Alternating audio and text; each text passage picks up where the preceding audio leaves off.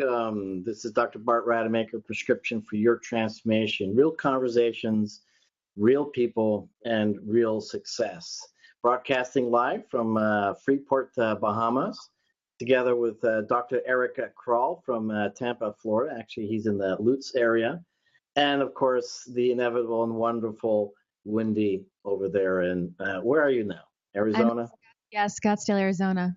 Yeah, you haven't moved, I know.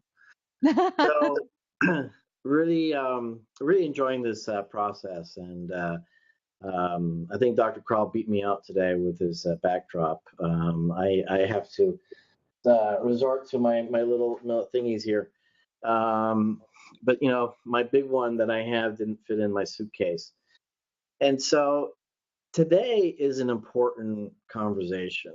Today is really an important conversation, and I really want to start off by sharing this, is that, when you really talk to the very successful people in the world and you ask them, what is the secret to their success? And it really is about being grateful. It's really about the gratitude. It's really about appreciating what it is that you have. And so I'm able to appreciate that with the fact that, where I grew up, living in all these different countries, speaking all these different languages, having all the years of training, and all the years of medical practice in plastic and reconstructive and regenerative surgery. And the reason I bring that up is because I have begun to really appreciate even more, always did, but even more, just the differences in views, but also more importantly, the way that we used to practice medicine. So old traditional approaches that actually work very well.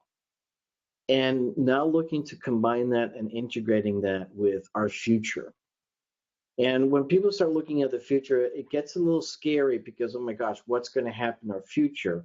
And some people are just scared of change. Even as much as they dislike where they find themselves in that very moment, sometimes just dealing with the pain is safer and gives them more certainty than taking a chance on something being even better. People are too often too scared to let go of what they already have. And why do I bring that up? Is that I'm tapping into all this collective wisdom. I'm tapping into the old.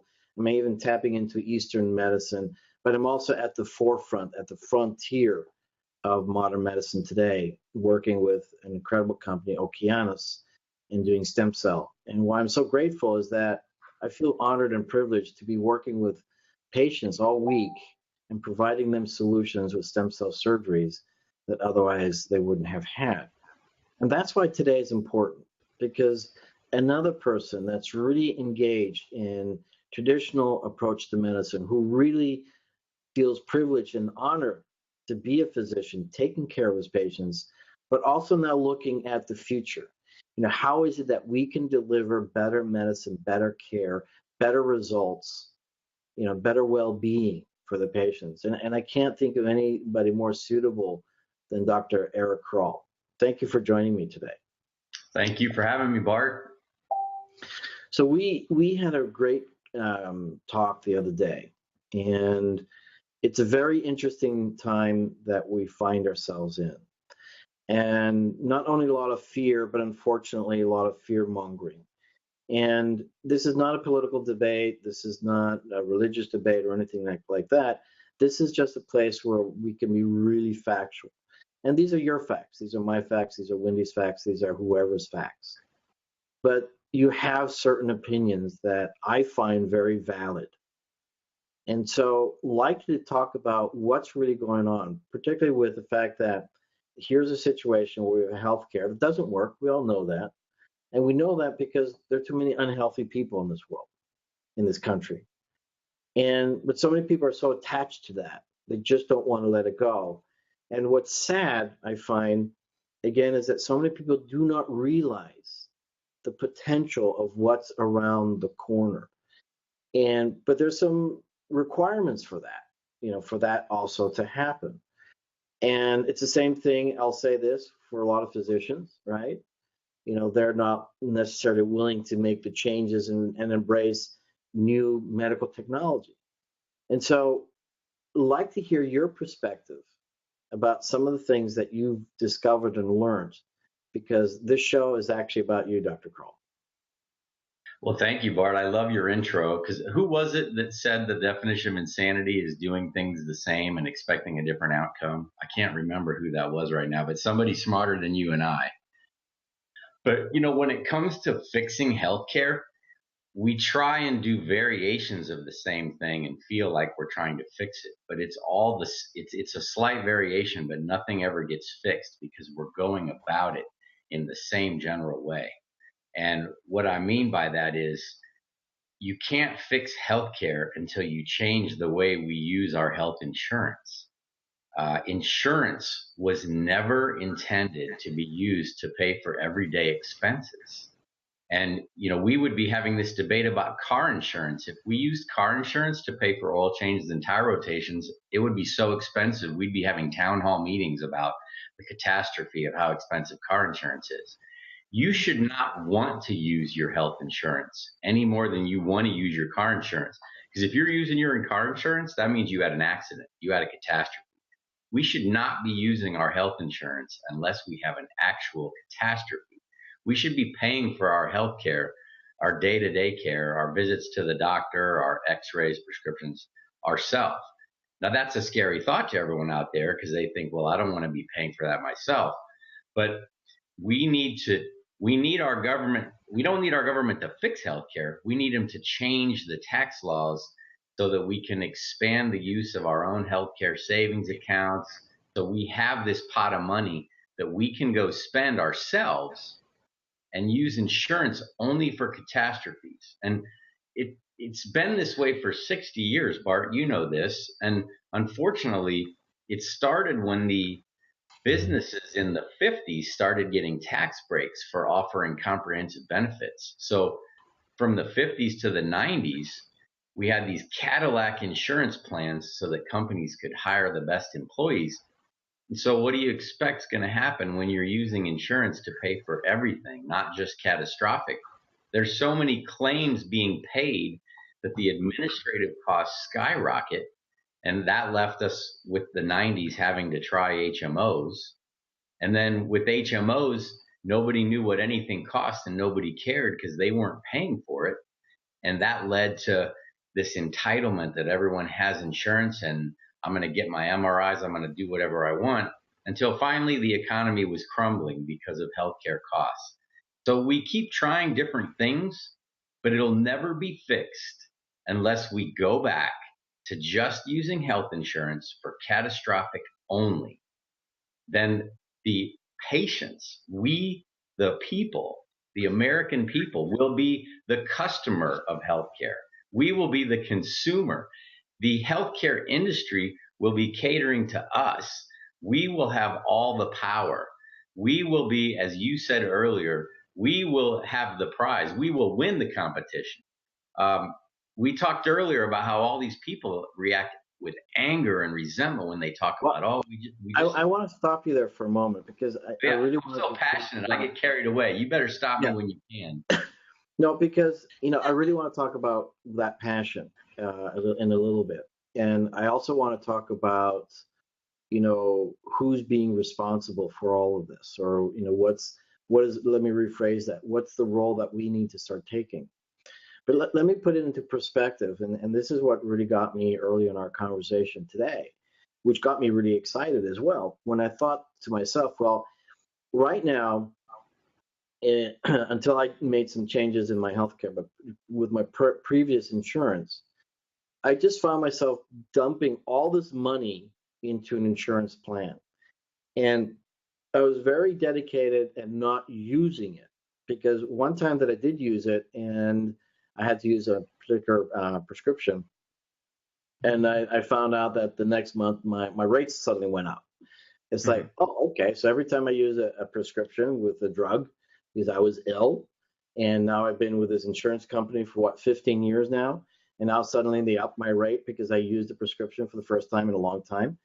And ever since then, what I started doing was I just didn't claim it through the insurance. I just paid it myself. It was cheaper that way. But the point that I'm getting at is this, is as if you have an insurance plan, whether you pay for it or somebody else's, you're putting all this money into this plan, when the alternative can be that why not have my own fund? If after 10 years I could realize that I would have like $100,000 in my own fund that I wouldn't have to use unless I was sick. And so that got me really excited. And I think this is the thing that people don't understand. The other part that people don't understand. So that's number one. This is an opportunity to have your separate fund where you can put your own money away. And after 5 or 10 years, you've got a nice chunk of change that, yeah, you can't use for anything else but for your own health. But just imagine that. And you mentioned this earlier today. So what if you wanted stem cell therapy? What if you wanted to go to a different country, get some stem cell therapy, because now you have the money to pay for it? Stem cells is at the frontier of medicine and can help with many serious conditions, including Alzheimer's. So that's number one. But the other one that I thought of is simply this, is that you as the doctor, me as the doctor, Wendy as the patient, we have no control over anything. We are not the customer. We have no say, no role. We're just simply at the mercy. The question is, do customers really want that? Wouldn't you prefer to be in control of all of it and have all the money in the bank? I mean, what's wrong with that picture? That picture, it's so obvious that that's the way it needs to be, that it hurts to think, how could we have gone 60 years this way without somebody figuring out that we're using insurance in the wrong way. But you're telling me, as we discussed before the radio show, that is what's waiting for us if we start making the right choices. Absolutely. That is going to happen because, the people spoke when they elected our current leaders. And, as you said, this isn't going to be a political discussion, but everything that's on the table involves some variation of this vision. So the details are yet to be determined, but by the way, we would also get better medical care, right? That's just as an aside. Yeah. Once we are in the driver's seat, then the costs have to come down, or we're going to go buy services from someone else. The efficiency has to be there. If you're going to wait an hour, you're going to go somewhere else because it's your dollar that you're spending. And oh, by the way, if the outpatient surgery center where you do surgery, Bart, has a high infection rate, your patients are going to know that because it'll be data they can get, and they're going to take their healthcare dollar and go somewhere else. So forget about mandating all these things to improve cost efficiency and safety. Once the patient is the customer, all that stuff is going to happen. But that's a concept that most people still don't understand. I know. So why is that? Why is it that people don't understand what it is to be a customer? I mean, when people buy shoes, they go shopping around. I mean, Wendy, how do you buy shoes? I don't know. I have 150 pairs. I don't need any more shoes. Okay, so you're an expert at buying shoes. How did you buy those 150 shoes? I got them from photo shoots. I just show up and the designer puts them on me and they fit and I keep them. Oh wait, they gave them to you. Yeah, because when I do. So you had no responsibility in the shoes, just like most people have no responsibility in their healthcare. Okay, I get it. I didn't know. But it's true. Came out for me. It's true that if you want the new, latest, greatest 4K high-def TV, you can do without it for 6 or 9 months until the costs come down, because the costs will come down. The economic disincentives to not raise prices is what drives every other good and service in our economy, like the video that you shared with your listeners from our last discussion. And those disincentives don't exist in healthcare, but they will once everybody's spending their own healthcare dollar. But people don't understand disincentives. So explain that again. Well, one disincentive would be if I'm a manager of Publix and a little old lady wants to return her gallon of milk that she bought 2 months ago because there's mold in it. Am I going to say no? I'm sorry, it's your fault. Your milk is molded. I don't want her yelling and screaming around the store and then other people seeing me treat this old lady this way. I'm going to give her a brand new gallon of milk. I am disincentivized to have my customer upset. So she has the power. I give in to her. And Okay, so let's use a different example. That was I so don't rough. want puppets calling me up. So Oh a my great God. example would be a disincentive would be almost like, well, if your infection rate is high at a surgery center, then guess what? Your surgeons aren't going to want to go there. Your patients aren't going to want to go there. And so you have to do something about that, right? you do. You absolutely do. And the wait time is probably the best example of a Yeah. disincentive. I mean, if I'm going to have to wait an hour, but I can go somewhere else and get the same service and maybe at a lower cost, but oh, by the way, I'm seen right away. There's no way I'm spending my healthcare dollar there. So people just accept all this because for 60 years, that's been the way it is. And it's not going to be that way anymore. So all these people that are upset that, they're afraid of change, they don't want to lose what they have. They're afraid of the pre-existing condition thing going away. So they're all frantic. All those good things of what we have now are still going to be there, but it's going to be better because we're going to be spending our own healthcare dollar and using insurance only for catastrophes. It's exciting. It's going to be a lot better. So I posed a question earlier on you, and so let's go a little bit into this whole idea, this concept of being responsible. And I just really want, the listeners to appreciate this, is that it's in your best interest to be educated and smart about your own health. And what's happening too much in our society today is that we're just abdicating our responsibility to our own health to either doctors, so they'll fix me up, or medications, like they'll take care of my, GRD, my gastric esophageal reflux. So, let me just rely on that stuff and let me not take responsibility for that.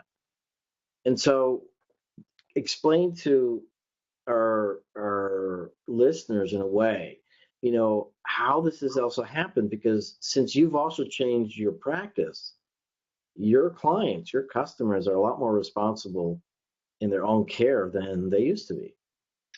It's true. I've seen firsthand what you're describing because the first 17 years of my practice, where people were coming to me because they had an insurance plan through their employer and they came in and they paid their copay. And, I would spend quite a bit of time trying to engage them in healthy habits, exercising, watching their calories to lose weight. And some people, it was important to them, but by and large, it fell on deaf ears. And now, after 2.5 years in a practice where I don't bill any insurance companies, my patients pay a low monthly fee for me to manage their health with them. They are paying for the service. They are completely engaged in being healthy. So I see them quite often. They are interested in learning more about side effects of medications, what they have to do on their own to get better. So once people are paying for a healthcare service themselves, they're completely engaged in being healthy, more so than when they're just there because they needed to get a prescription refilled and the insurance is free to them. So there's some self-selection there. I mean, the patients that I see now selected on their own for this. So by definition, probably the people who want to be healthy are more likely to say, okay, I'm going to go pay this guy myself. But if that becomes the mechanism that the entire country gets their regular primary care, I think a lot more people are going to become more engaged, as you're saying. So I've seen it firsthand. What's interesting when, so I did part of my training in Europe, and specifically Holland, because that's where I was born. And I went back to medical school. I went to medical school, I should say, when I was 17. And what was interesting is that there was this big debate, in the government as to, okay, should we add a $10 or 10 guilder as it was then copay to medication? Because what had happened was, being a socialized country, that was a tough decision. Like, are we really going to start charging our patients 10 guilders for every prescription? And the result was amazing. They totally unexpected. And when they started charging people $10 or 10 guilders, the misuse of prescriptions dropped significantly, probably dropped 50 or 60%. And what I mean by misuse, I mean people were buying the prescriptions or getting the prescriptions, beforehand and not using them. They were losing them. They had to go back again. They weren't, taking the prescriptions like they were supposed to. All these things. And so when people are part of the process, part of the solution, everything becomes different. Because I now have reduced my insurance premium by 50% every single month with a great company, and this is not specifically a platform to promote anybody in particular, but it's Liberty Direct Health, I think that's what it's called. And if after 4 or 5 months, then guess what? I can buy my own, personal trainer device. And there's so many choices out there, and in fact, I'm going to be buying one next month, and have it in my own house, and that can work out just as easy. If you wait on that, you'll be able to use a healthcare spending account to buy it, though. But just think about it. It's just just because I'm using a different program, different insurance company based on the HSAs and everything else. I'm saving money, doing the right thing, going with a catastrophic plan. And yes, it's a scary number to fork out when you have to, but why focus on needing that insurance? Why not become the insurance? And I'd like to hear your thoughts on that. Why not become your own insurance? First thing I wanted to say before I forget it, I love your story about the copays in Holland, because it reminds me of what else happens when people become more engaged. I try and get doctors engaged in practicing this model, which I thought would be easy to say, stop, get off the treadmill and come do direct care.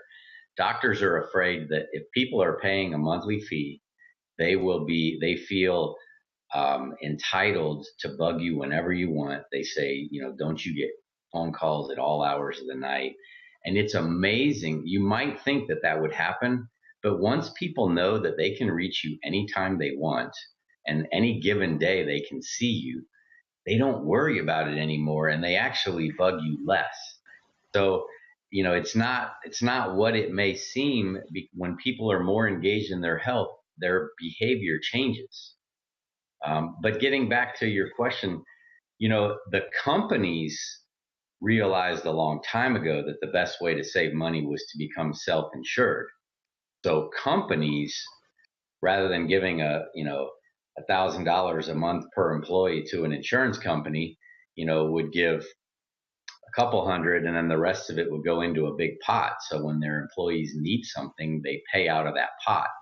So yeah, the companies saw the light years ago, but basically in the new healthcare system, families are going to become essentially their own insurance companies, because these pots of money that we're all going to have as HSAs, we're going to be able to share them with our first degree relatives, our siblings, our parents, and depending on which plan you look at, maybe grandparents. So yes, self-insurance is critical, because we become the entity that's responsible for how we're going to spend that money. And when you can do that within a family, you really are becoming your own insurance company. And that's possible because the only reason we're going to be using an outside insurance company is in a catastrophe. So it's a wonderful idea that should have been applied long ago. And I also like the whole idea of the insurance too, by the way, is, let's talk about that a little more in depth, but there's one particular area that I want to make sure I don't forget. And so Wendy, make a note of this so I don't forget about this. And something that you're very familiar with, by the way. It's called competition. And so we'll talk about that in a moment. But getting back to being your own insurance plan, because, how wonderful is it when you have this now what I'm going to call discretionary income through an HSA account, that you can start applying to things that specifically that are going to help you, that with traditional insurance companies would never be covered. And there's a reason for that. And in addition to that, I can only imagine, as I'm thinking about this, that medications, the cost of medications will also go down. I mean, let's remember, pharmaceutical companies really have to make their money back because they don't have any security as far as, how those prescriptions will work out in the future. But to have to pay tens of thousands of dollars for one single pill at a time is just absolutely insane. And I think, when the whole, culture changes, when the whole, landscape changes, and we are going to be responsible, we're going to be able to choose basically which drugs we'll be able to use because they're going to be more affordable.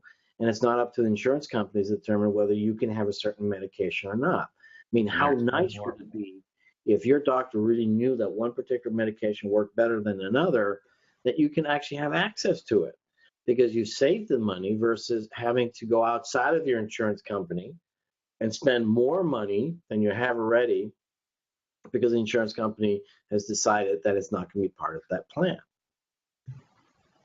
Great example. The cost of medicines will absolutely go down because no one is going to be filing medicine to an insurance company.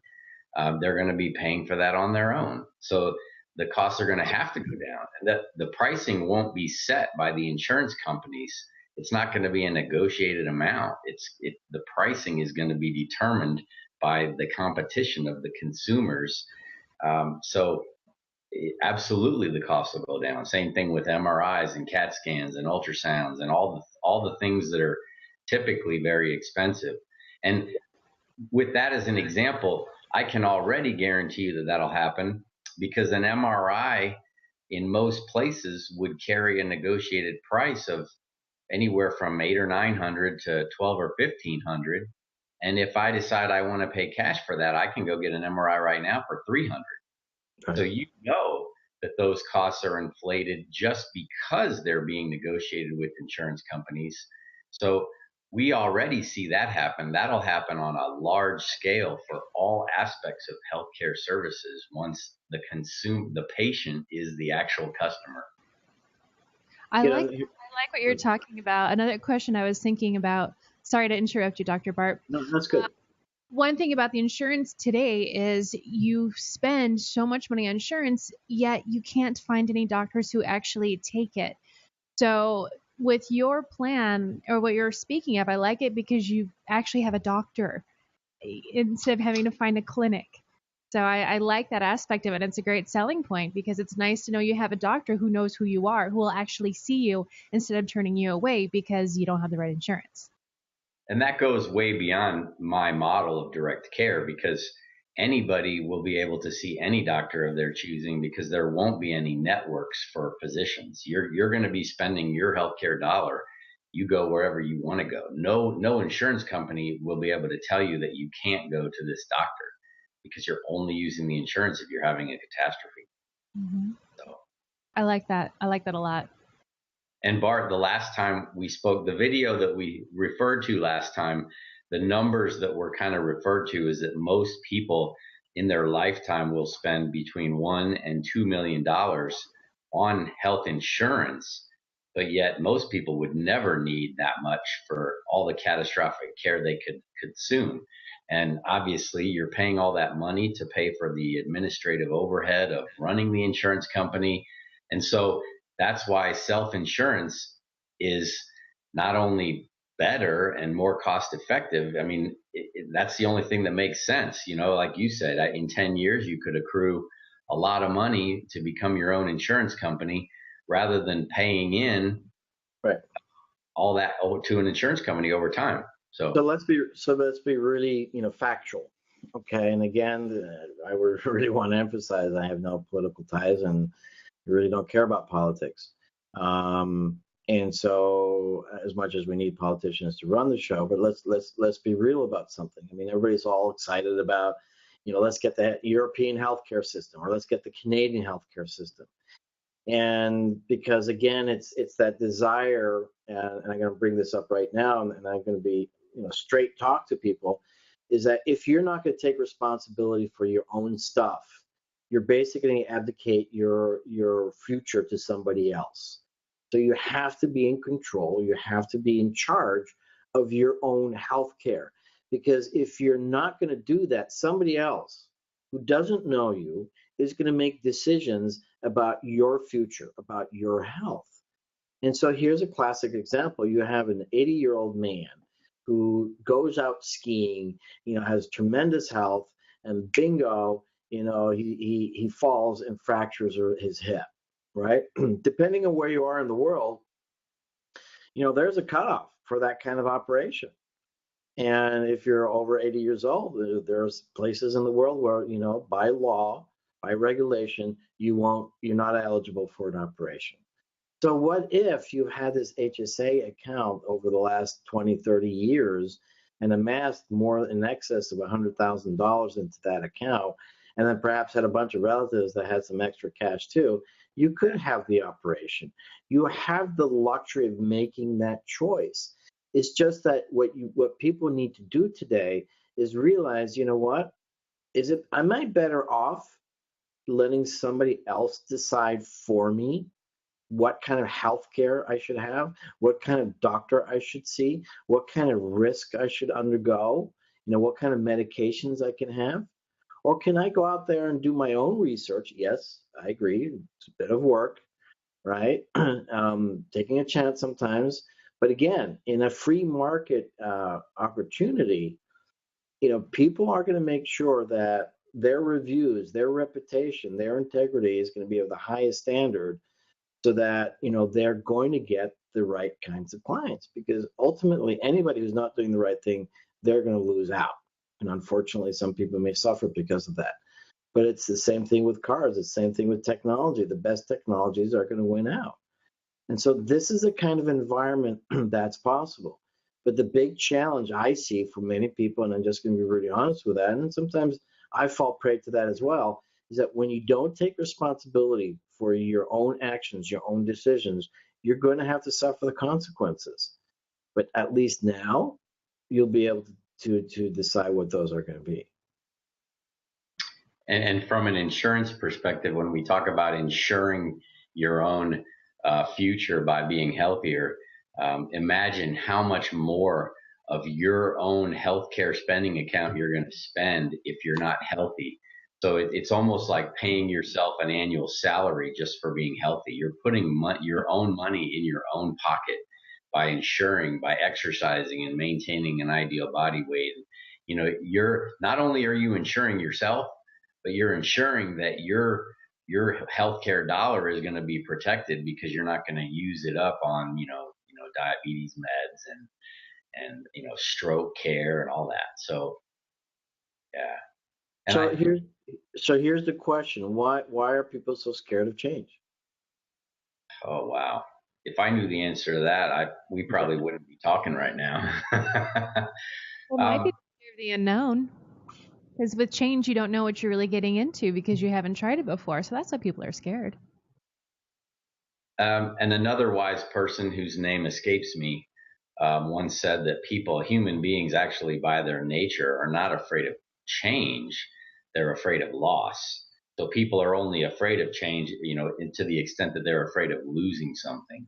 Like doctors are the classic example of people that are afraid of change. They're not afraid of change.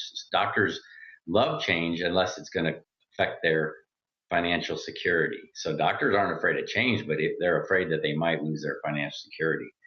But in the example you gave, why would people be afraid of changes that can only benefit them? Gosh, I don't know. Well, there was an experiment once, and I might get it wrong, but conceptually, it's the right message. So they tested these people, and they said, okay, give me $1, right? I'm going to flip a coin, and if it turns up heads, then I'll double your money, right? Or maybe I give you $10. And most people wouldn't take that. Most people were more afraid of losing their dollar than getting 10 back. They weren't willing to take that chance. And I think what's so true today is that so many people, they're used to something in particular, right? And just like Wendy was saying, they're just so scared of the unknown. And in today's world, what's the big unknown? Well, it's the big people that have all the leverage, all the inside knowledge, all the resources, and people see them as, quote unquote, the competition. And that's an interesting word that freaks out so many people. And I'm going to give my own opinion, and I'd like to hear you know, your response to not so much my opinion, but what's the competition really all about. But in And my opinion, I I'll think be listening to you while I go grab my power cord. okay, great. So one of the things that I believe that is challenging for people is when they hear this word competition, because at some point in their life when they were competing against somebody else in something, maybe it was track or whatever, or at a game, they lost. And I think the big concern that many people have, and I'm just making this up as my impression of things, I have no factual basis for this, but it's my impression that people are scared of competition because they may lose. What's interesting is that when you look at the derivative of the word competition, and I actually learned this from an incredible guy by the name of Tony Robbins, and the Latin derivative is something to the effect is to collaborate. So competition is really about making things better. So how is competition, Dr. Crall, going to make things better for all of us? I'm really glad you brought up competition because it just so happens I attended a town hall meeting for Representative Bilirakis last night on healthcare, and I was struck by the fact that most of the people there were the angriest when someone in the crowd mentioned competition. And it occurred to me that Americans think that competition in healthcare is going to be competing with insurance companies, and that whatever competition is going on in healthcare, the rich people or the big companies are going to benefit and people are going to be the losers. And nothing could be further the truth, because when we talk about competition in healthcare, that means doctors, hospitals, outpatient surgery centers, labs, x-rays, and pharmacies competing for your money. You are going to be the big winner, the lucky winner, because everybody is going to be competing for your healthcare dollar. And so the derivation of your word is correct. Competition creates winners.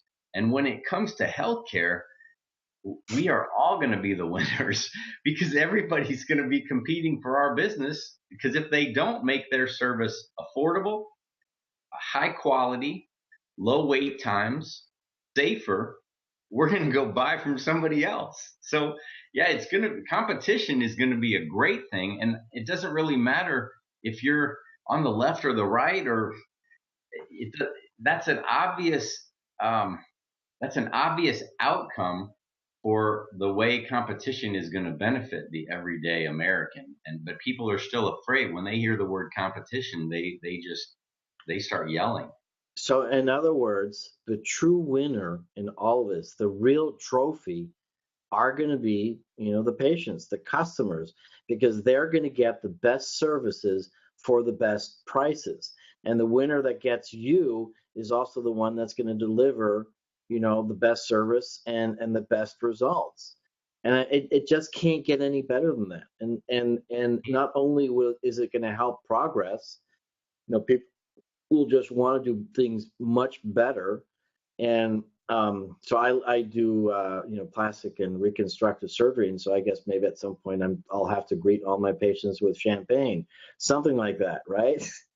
But when you think about it, that's the kind of experience. I mean, just think about this: when you go to a party or you go to an event and somebody offers you champagne, you feel special. You feel like you've won.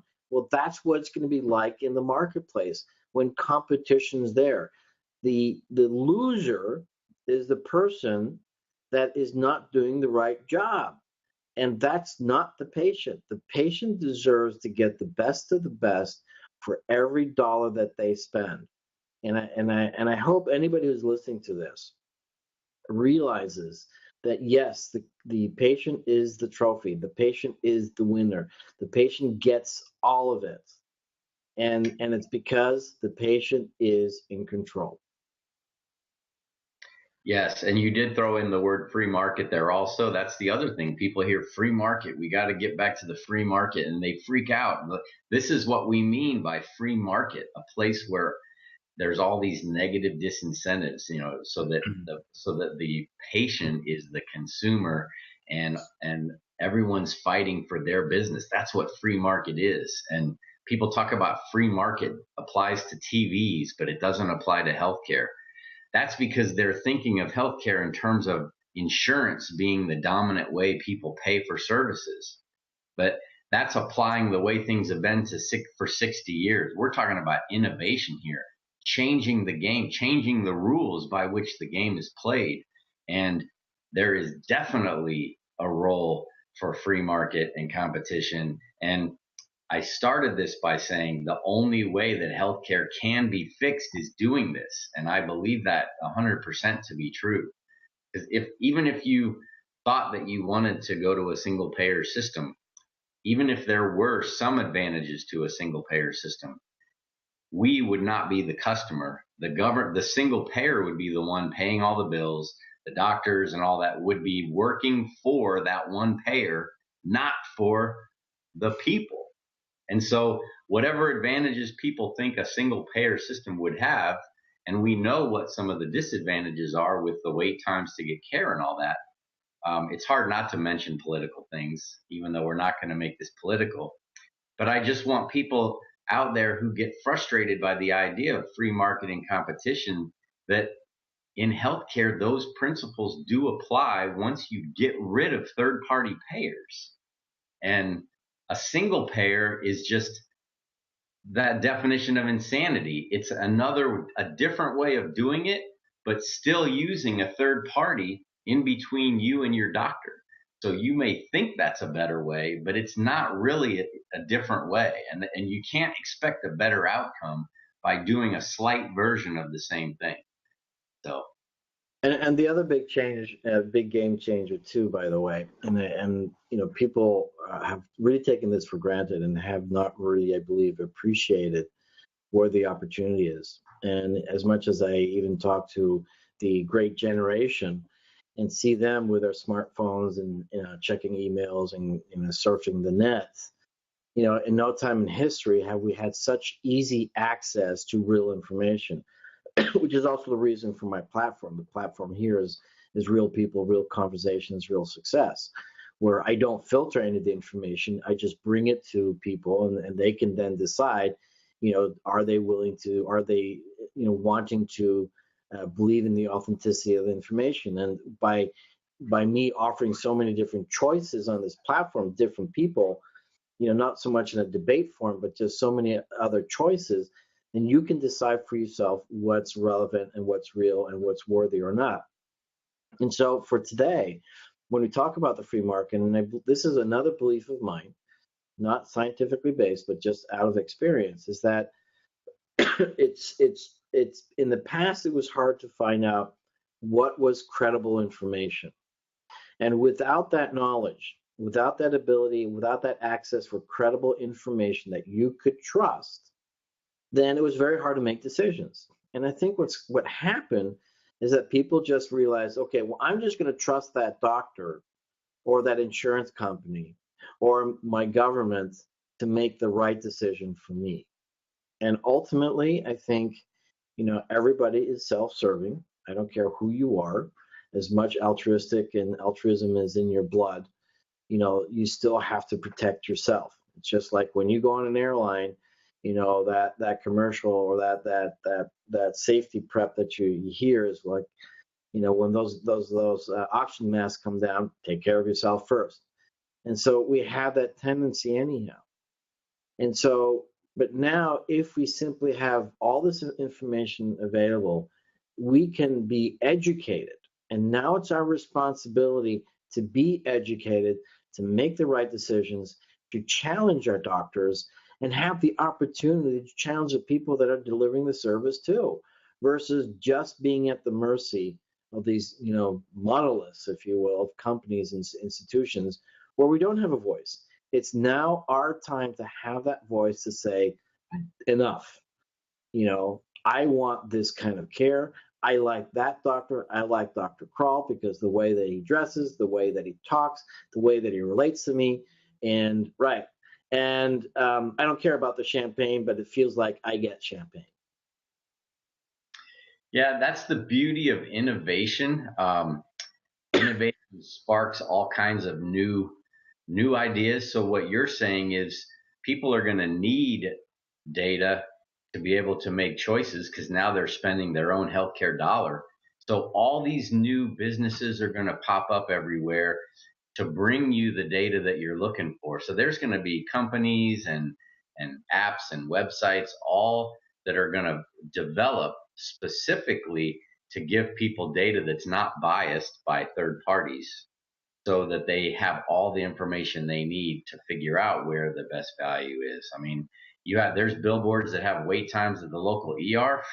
There's going to be a website you can go to probably that has, maybe that's a business idea, that's going to have the wait times at all the primary care or all the plastic surgeons in the county right now. This is the current wait time. I mean, so many things are going to pop up to provide people the data that they need to make decisions because they are the consumer. And that's what innovation does. If we do the same version of an old system, that's not going to spark any innovation. But when we completely scrap it and go to using insurance as it was intended and make consumers out of all patients, that's going to spark a lot of innovation that's not currently there. Yeah, I would totally agree, and I think it's a matter of making sure that the information that you get is indeed accurate. And quite honestly, that's also the reason for this platform, is so that people get to meet you personally. Not me. I'm just a vehicle. I'm just a portal of information. I mean, I don't specifically vet specific people or not, except for you, by the way, because I've worked with you and you're my personal physician, and I think you're amazing. And so that's my personal experience. And what's great then is that, with this portal then is that people can relate to you, and that's where that real information is. Because again, with information out there, I mean, it's hard to sometimes, know that it's accurate or that it's real, that there's not an agenda behind it. And again, let's not make assumptions. Let's not assume that and again, this is no criticism of anybody, by the way, no particular person or position. But let's not assume that our politicians or our doctors or our hospitals or insurance companies have it right. But let's also not assume that our doctor is a super rich guy that only is going to gouge me for every single penny that I have. I mean, that's what, unfortunately, is the appreciation of many people, is that doctors earn too much money. And I can guarantee you that there are plumbers out there that earn more than family practitioners. And so, nothing wrong with plumbers, but it's just that there's this whole misconception out there, and it's time that people got educated, understood that, number one, they have to be responsible. Number two, they can be the insurance. And number three, find doctors like you. Yeah, and speaking of misconceptions, as you were talking about this misconception that, doctors make a ton of money, people really do believe what they've been told, that the reason healthcare costs are out of control is because prescription drug costs, and there's all this technology, and doctors get paid so much. People really believe that those are some of the three main reasons why healthcare is so out of control. They don't understand that the reason, the biggest cost driver, is the fact, again, that we're using insurance in ways it was never intended to be used. So, yeah. Yeah, it's sort of like, and I like what you said last time, very plainly, is that currently the way the insurance companies are being utilized is from the perspective of having insurance money spend money on you that you would have normally done anyhow. So why would you insure for that? Why not save the money that, by not paying an insurance company, and just use that and then keep the rest into a health savings account? And so let me put that in perspective. If you're paying $600 a month for an insurance company, knowing that you're going to probably spend, let's say, $600 in prescriptions, say you had to pay out of your pocket, assuming that the prescriptions were crazy expensive. So at the end of 1 year, okay, then let's say that's what 6,000. That's $7,200. So take off 600. So that's $6,600, right, that you could have otherwise saved, Exactly. right? Yeah, But what no, could you do with that $6,600? I mean, I'm fudging the numbers a little bit, so I mean, anybody wants to be nitpicky, but let's say it's just $300, okay? So that you get to save $300 a month, so it's $3,300. And so at the end of the year, you have an extra $3,300 that you can then spend for anything else versus giving that to the insurance company. I mean, that just makes perfect mathematical sense. I mean, why would you not want to put money in your own pocket? there's no reason I can think of. So when we talk about overcoming this big fear of the new era after the Obamacare era, um, you know, as Wendy was also saying earlier, and as you are saying, this is an opportunity to make things a lot better. And when people must have to realize that it's and not by any fault of and I'm just going to single out the doctors here, okay, for a moment. It's no fault of theirs that this is where they're at. In fact, it is doctors' fault. You know why? Why? Because they abdicated their responsibility too. They let a bunch of other people manage healthcare. To the doctors, I mean, most doctors, if not all doctors, they have all the great intentions. They really want to help people. At least that's my belief. Even if you want to go in there for the money, there's a big part of you that says, I really want to help people. But that's been taken away. If there's one good thing from the ACA, it got people used to the idea because of the high deductibles that they're actually paying for their own care. The insurance isn't paying anything. I have such a high deductible, I'm paying. So people are starting to get used to that. And the take home here, Bart, is that we all have to embrace the idea of being in charge, paying for our own health care, being the customer. Don't be afraid of that because we're used to having the insurance to pay for it. We have to embrace it because when we're self-insured, the opportunities for cost savings are incredible. I think sometimes people are scared that they're going to make the wrong decision. And I'm going to tell you right now, the wrong decision is by not being responsible for your care. And there's enough information out there. There's enough resources. Yes, you're going to have to take a little extra time to figure some things out. But guess what? When you find a doctor like Dr. Crall, who's willing to spend the time and give you the data and the experience to help you make the right decision, then that's what's going to work. So 20 seconds. Any last comments from you, Dr. Crall? I was anticipating the summary. That's what I just delivered. Embrace being in charge of your own health care and paying for it yourself. And hopefully, if it's all done right, our families will be our own insurance company so we can help our family members out with our own healthcare dollar as well. But don't be afraid of the changes that are coming. You are going to be the big winner. Awesome. Well, thank you so much, Dr. Crall. Wendy, thank you as well. I know I love to hear your beautiful voice, and today we just kind of monopolized the whole thing. But I'm Dr. Bart Rademaker, Prescription for Your Transformation. Real people, real conversations, real success, and just delivering yourself authentic voices out there that you can decide is right for you or not. That's your choice. That's your responsibility. I'm just a delivery guy hoping to help lots of people, many people like Dr. Crall, help more people like you. So thank you so much, and until next week.